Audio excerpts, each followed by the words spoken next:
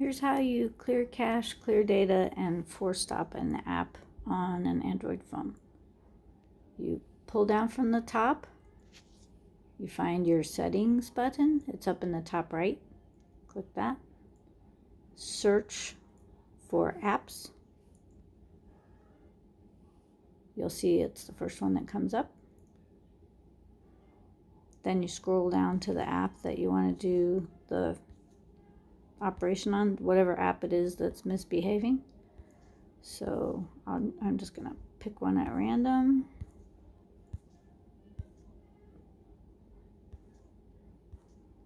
I'm going to find one to pick at random here pretty quick. Okay, so here's Find Ship.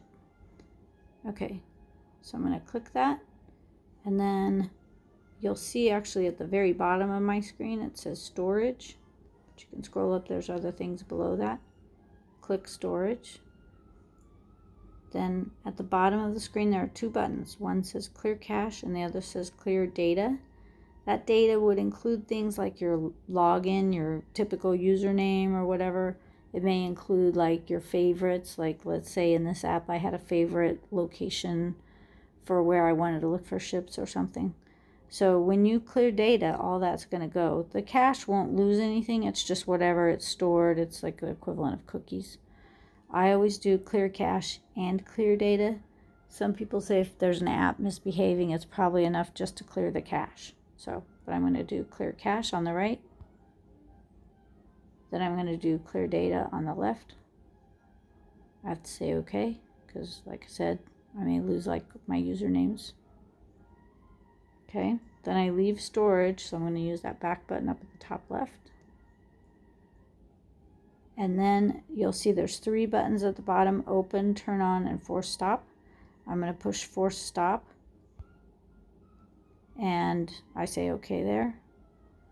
And then if I were going to uninstall an app, usually, I don't understand this turn on thing.